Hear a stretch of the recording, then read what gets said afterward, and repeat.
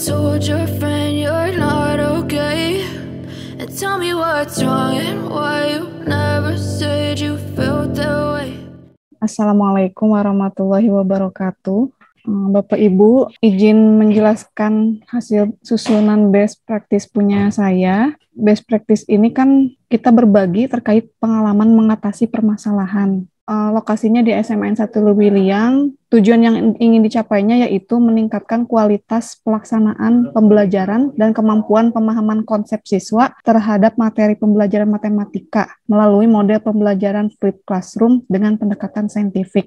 Nah, di sini saya menjelaskan pertama mengenai latar belakang kenapa saya harus menyelesaikan masalah, kenapa saya memilih flipped classroom, kenapa saya mengatasi masalah rendahnya pemahaman konsep. Nah, berawal dari kalau saya di sini ambil paragrafnya, yaitu tujuan bernegara kita sesuai amanat Undang-Undang Dasar 1945, dan saya seorang guru dan seorang warga negara juga yang mengemban amanat tersebut. Kemudian selain yang tadi sebagai guru yang mengemban amanat, di bulan Agustus itu saya mendapat tugas untuk melaksanakan PPG. Kemudian di dalam PPG tersebut saya mendapatkan ilmu mengenai bagaimana cara mengidentifikasi masalah.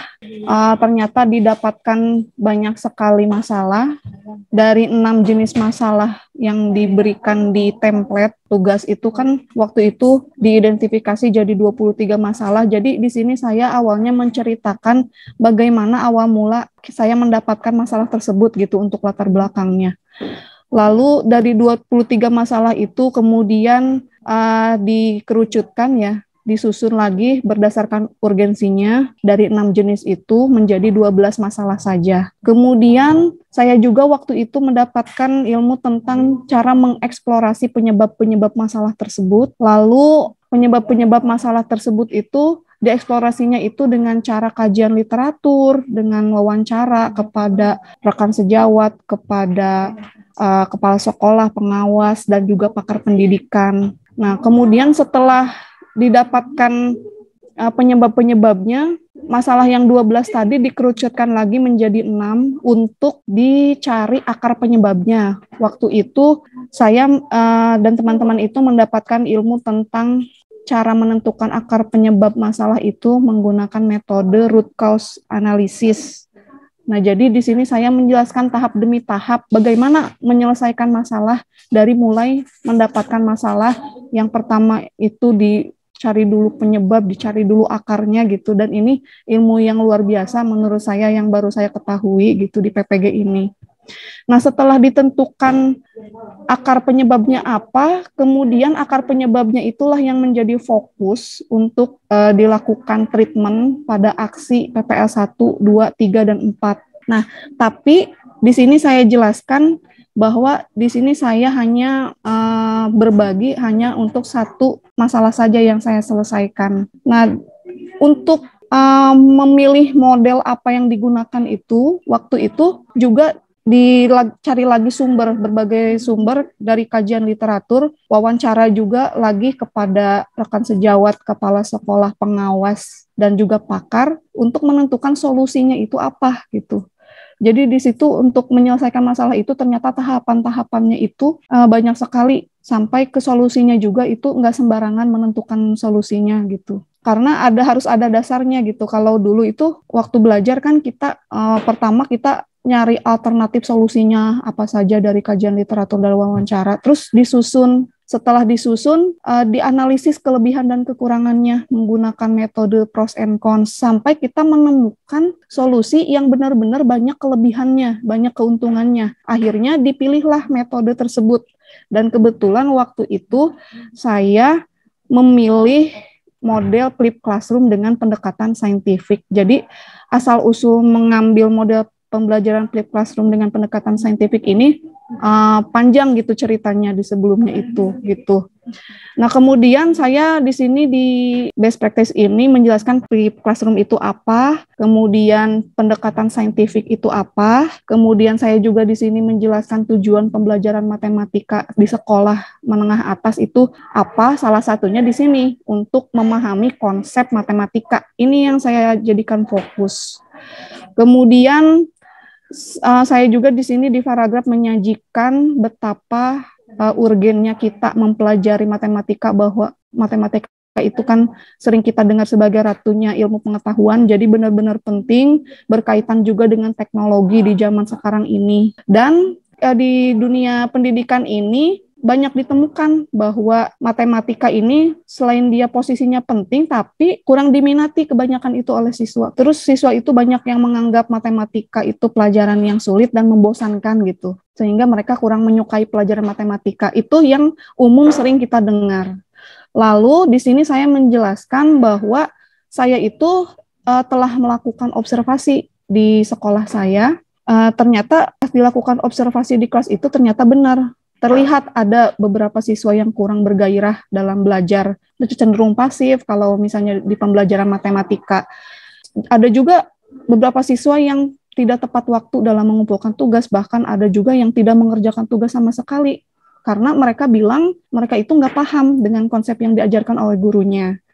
Nah, saya sendiri sebagai guru ini sebenarnya sering juga melakukan memberikan berbagai motivasi dalam pembelajaran, seperti memberikan komentar dan masukan kalau misalnya mengoreksi tugas, terus suka dikasih catatan, kurangnya di sini, misalnya dilengkapi ya, dan lain-lain. Sudah memberikan hadiah kadang ke siswa, misalnya yang menjawab pertanyaan yang aktif di kelas, namun belum terlihat signifikan untuk motivasi di kelasnya tersebut, masih cenderung pasif ya. Untuk sikapnya juga, untuk menunjukkan sikap di pembelajaran masih rendah.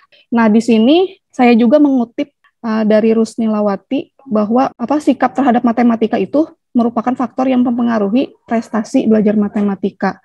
Nah, kemudian saya beralih ke hasil observasi dari hasil belajar. Saya ambilnya dari tes formatif. Di tes formatif yang biasa dilakukan, biasanya yang mencapai KKM kalau di kelas-kelas yang saya ajar itu hanya sedikit. Di sini terlihat di kelas 11 MIPA 2 ini hanya 11%. Dari 36 siswa, ini kalau 11% itu sekitar 4 orang. Di 11 MIPA 3, 16,67, sekitar 4-6 orang, 7 orang lah paling banyak itu kalau di kelas yang saya ampu ya. Jadi di sini terlihat bahwa hasil belajar matematika ini di kelas saya itu terlihat masih sangat rendah. Nah, ketika saya melakukan analisis terhadap hasil tes formatif, itu diketahui bahwa banyak siswa yang menjawab salah itu pada soal pemahaman konsep. Jadi siswa itu memang selain banyak yang bilang kurang paham konsepnya, ternyata di hasil tes formatif juga mereka nggak paham konsep gitu.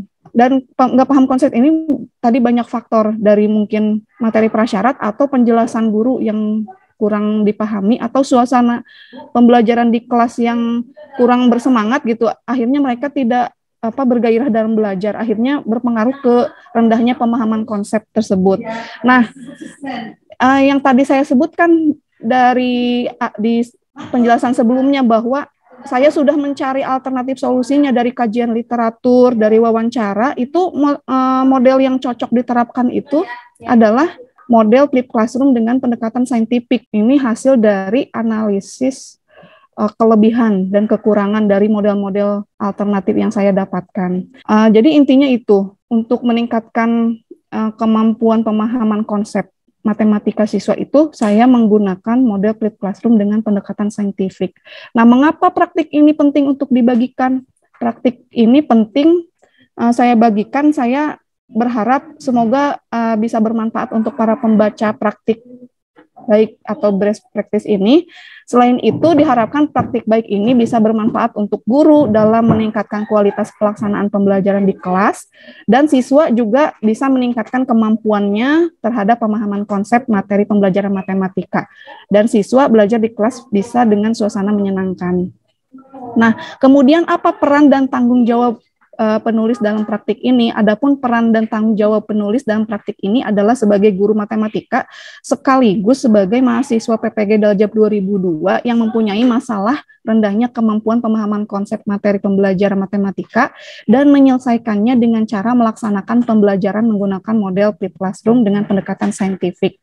Lalu apa saja tantangan untuk mencapai tujuan tersebut? Nah, tantangannya dalam rangka meningkatkan kualitas pelaksanaan pembelajaran dan meningkatkan kemampuan pemahaman konsep ini yang menggunakan model flipped classroom dengan pendekatan saintifik antara lain, yang pertama tantangannya yaitu satu, guru harus mempelajari berbagai model, berbagai metode, berbagai strategi, juga media yang cocok dengan karakteristik materi dan karakteristik siswa untuk diterapkan dalam pembelajaran di kelasnya, sehingga guru memiliki wawasan yang cukup untuk menentukan alternatif model, metode, strategi maupun media yang akan digunakan yang cocok yang mana. Jadi memang manfaatnya itu nanti tidak terpaku harus flipped classroom ini gitu, kalau misalnya guru tersebut sudah punya banyak wawasan. Nah, kalau misalnya guru tersebut sudah cocok juga dengan metode flipped classroom, maka guru tersebut itu tantangannya itu harus paham sintaks model pembelajaran flipped classroom dan bagaimana pendekatan saintifik itu. Lalu tantangan yang ketiga, guru harus menyusun RPP flipped classroom dengan pendekatan saintifik sesuai dengan komponen yang harus ada di RPP di Permendikbud nomor 22 tahun 2016 ya. Tantangan yang keempat, guru harus menyiapkan rencana evaluasi yang tepat, kemudian guru harus menyiapkan bahan ajar, media, pokoknya segala persiapannya.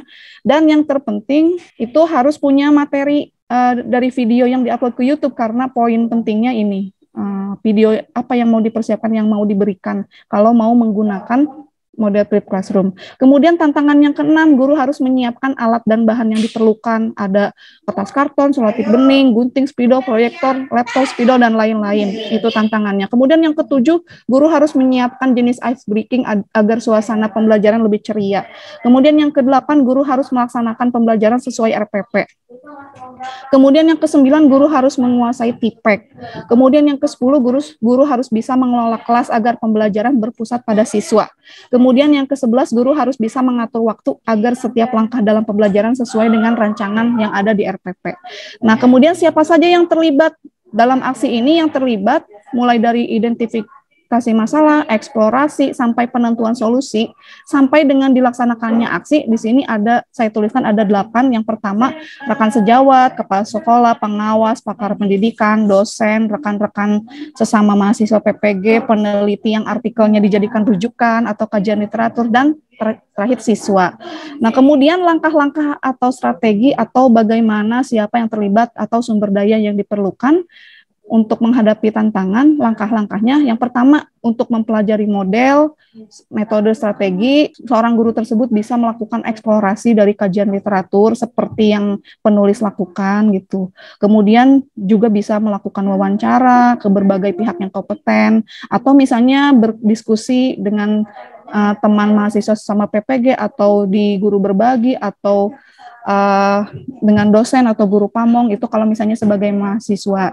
Kalau misalnya sebagai guru, mungkin nanti bisa melakukan juga eksplorasi, melakukan mengunjungi portal guru belajar dan berbagi, dan lain-lain. Yang kedua, untuk memahami sintaks model pembelajaran flipped classroom dan bagaimana pendekatan saintifik bisa dilakukan dengan eksplorasi dari kajian literatur terkait hal tersebut, wawancara, dan lain-lain. Kemudian dalam menyusun RPP, itu nanti acuannya adalah ke Permendikbud nomor 22 tahun 2016. Kemudian dalam menyiapkan rencana evaluasi bisa berdiskusi dengan rekan sejawat, bisa dengan siapapun itu yang kompeten.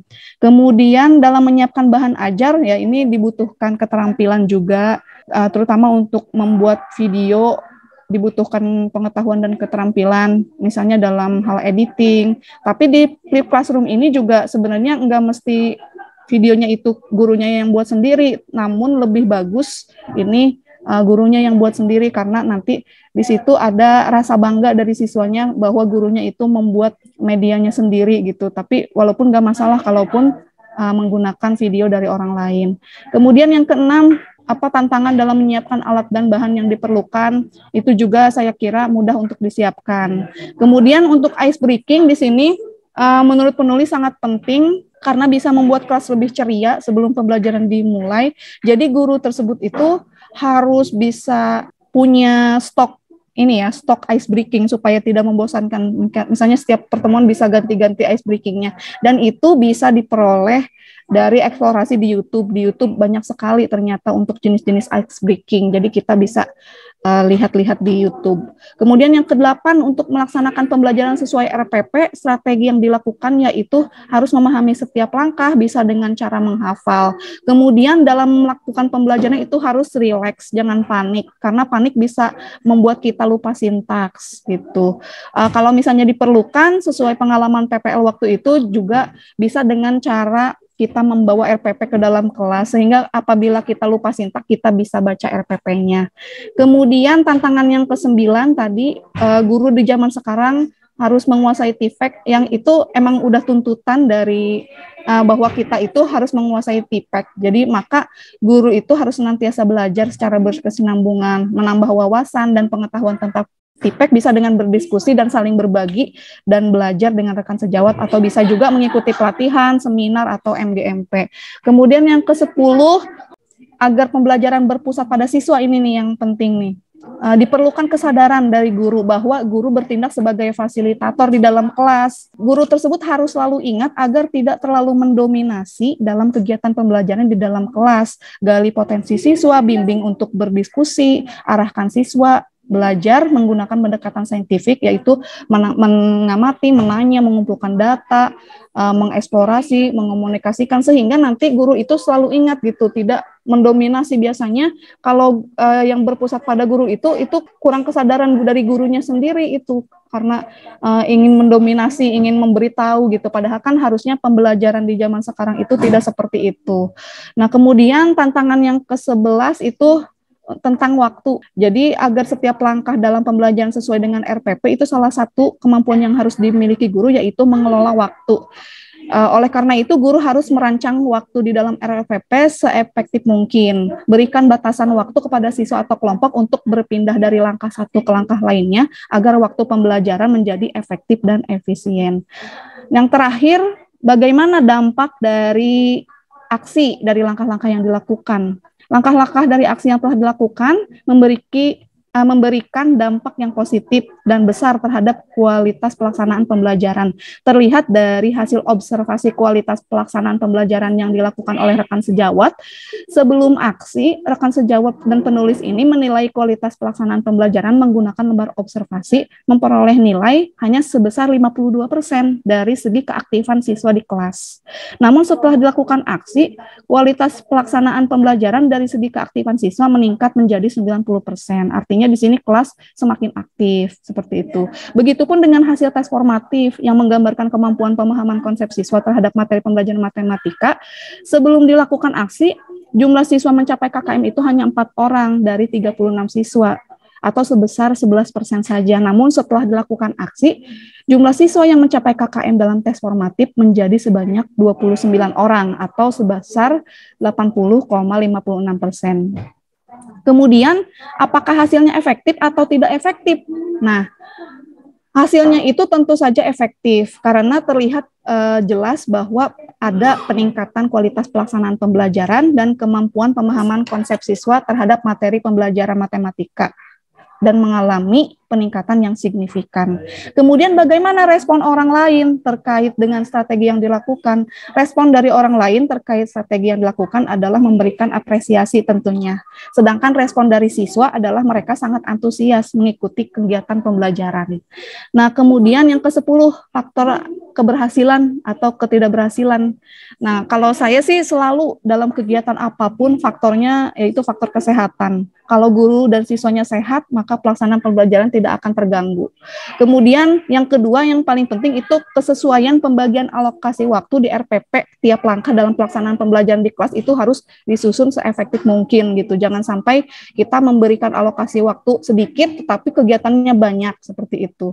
Kemudian yang ketiga, komposisi pembagian anggota kelompok yang heterogen. Ini pembagian anggota kelompok heterogen ini juga sangat penting karena nanti ini menentukan keaktifan pembelajaran di dalam kelompok itu sendiri. Kalau misalnya yang pintar kemudian berkumpul dengan yang pintar lagi, biasanya nanti yang prestasi rendah itu kurang bisa bergerak dalam kegiatan kelompok diskusinya. Nah, kemudian yang ke-11, pembelajaran dari keseluruhan proses yang telah dilakukan.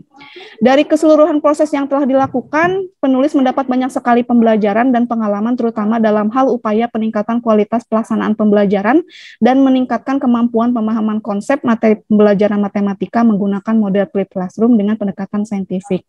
Selain itu, penulis juga bertambah ilmu dan pengetahuan tentang bagaimana cara mengidentifikasi masalah yang ada di kelas sendiri, kemudian mengeksplorasi penyebab dari masalah tersebut, dan mengetahui cara menentukan akar penyebab masalah, menggunakan metode root cause analysis. Kemudian penulis juga jadi mengetahui bagaimana cara untuk melakukan wawancara yang baik menggunakan metode STAR berkat bimbingan dari dosen dan guru pamong. Bagaimana cara melakukan kajian literatur dari artikel jurnal. Penulis juga jadi mengetahui bagaimana cara menentukan urgensi permasalahan yang akan diselesaikan sampai memilih masalah yang akan diselesaikan. Penulis juga jadi mengetahui cara menentukan solusi, cara mengeksplorasi alternatif solusi, cara menganalisis kelebihan dan kekurangan alternatif solusi menggunakan metode pros and cons.